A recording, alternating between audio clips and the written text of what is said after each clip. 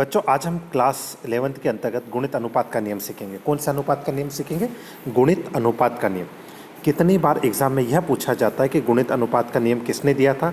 तो अगली बार यदि हमसे कोई पूछे तो हम कहेंगे कि गुणित अनुपात के नियम का प्रतिपादन जॉन डाल्टन ने किया था। किसने किया था? John Dalton. इस नियम के अनुसार अब नियम यहाँ से चालू होता है, जब दो विभिन्न तत्व संयोग कर दो या दो से अधिक यौगिक का निर्माण करते हैं तो एक तत्व का भिन्न भिन्न भार दूसरे तत्व के एक निश्चित भार से संयोग करते हैं। यहाँ पर नियम समाप्त होता है। उदाहरण के लिए चलो हम आइए एक उदाहरण देख लेते हैं। ठीक है, यहाँ पे हाइड्रोजन लिखा है। यदि हम 2 ग्राम हाइड्रोजन लें, कितने ग्राम हाइड्रोजन ले रहे हैं? 2, प्लस ऑक्सीजन लेंगे 16 ग्राम। कितने ग्राम? 16 ग्राम। ये तीर का निशान बना देते हैं तो यहाँ पर हमारे पास क्या बन जाएगा? जल। क्या बन जाएगा? जल। थोड़ी लिखने में मिस्टेक हो रही है। आप यहाँ पर जगह कम है अपने पास तो यहाँ पे H2O लिख लो। H2O जल। क्या लिख लोगे? H2O। जगह कम पड़ी स्क्रीन में इसलिए। तो ये 18 ग्राम बनेगा। टोटल कितना बनेगा? 18। तो 2 ग्राम हाइड्रोजन और 16 ग्राम ऑक्सीजन मिलकर क्या बनाते हैं? 18 ग्राम जल। यहाँ पर ये उदाहरण से आपको समझ में आया होगा। मैं आशा करता हूँ कि ये यहाँ तक तो आपको अच्छे से समझ में आ ही चुका होगा। आगे यदि इसी को हम हाइड्रोजन को 2 ग्राम ले, वापस से कितने ग्राम ले रहे हैं? हाइड्रोजन को हम 2 ग्राम। कितना ग्राम? 2 ग्राम। प्लस ऑक्सीजन को यदि हम 32 ग्राम लें, कितने ग्राम लें? 32 ग्राम। तब ये एक तीर का निशान, तब ये हाइड्रोजन पर ऑक्साइड बनाएगा। क्या बनाएगा? हाइड्रोजन पर ऑक्साइड। और वो कितनी मात्रा में बनता है अपना? 34 ग्राम। तो इससे यह ऑक्सीजन के द्रव्यमान अर्थात 16 ग्राम और 32 ग्राम जो हाइड्रोजन के एक निश्चित द्रव्यमान 2 ग्राम के साथ संयुक्त होकर एक सरल अनुपात, हमेशा किस अनुपात में रहते हैं? सरल अनुपात में। तो सरल अनुपात हमेशा जैसे हम कह सकते हैं कि 16/32 हमेशा कैसा रहेगा? 16/32 अर्थात 1:2 में होते हैं। आइए इसके और आगे देखें। ये हमारे बुक में भी पेज नंबर 14 एनसीईआरटी के बुक में दिया गया है। ये जॉन डाल्टन का चित्र है जो उन्होंने 1803 में नियम दिया था। ये देखिए 2 ग्राम हाइड्रोजन। कितने ग्राम हाइड्रोजन? 2 ग्राम हाइड्रोजन और ऑक्सीजन संयोग कर कितने ग्राम जल बना रहे? 18 ग्राम।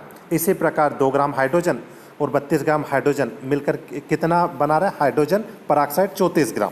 ये यहाँ पे ये नियम का एक संयोग दिया है।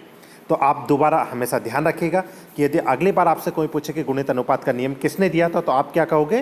गुणित अनुपात का नियम जॉन डाल्टन ने दिया था। आगे देखते हैं बच्चों। अब हम पढ़ने वाले निश्चित अनुपात का नियम। सेकंड नियम हमारा कौन सा है? निश्चित अनुपात का नियम।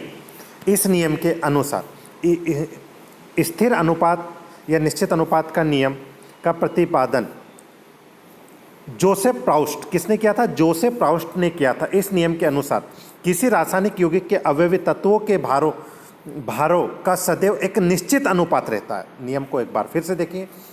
आपसे जैसे वो वहाँ पर हमने पढ़ा था कि गुणित अनुपात का नियम किसने दिया, तो हमने लिखा था कि जॉन डाल्टन ने।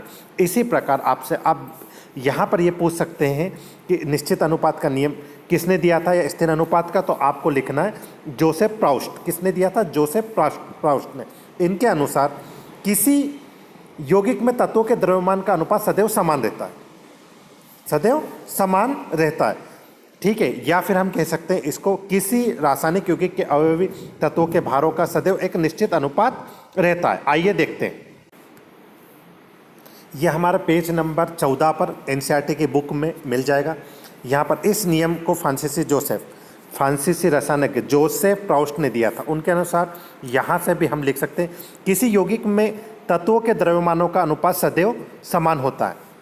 ठीक है, अक्सर आप ये देखोगे कि जब भी आपको कॉम्पिटिटिव एग्ज़ाम जैसे जेईई नीट के उसमें ये डेफिनेशन दे दी जाती है।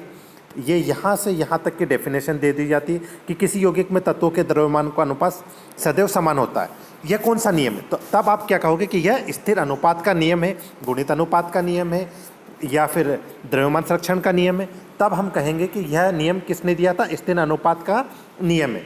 और कितने बार यह पूछ लिया जाता है कि स्थिर अनुपात का नियम किसने दिया था, तो हम कहेंगे कि यह नियम जोसेफ प्राउस्ट ने दिया था।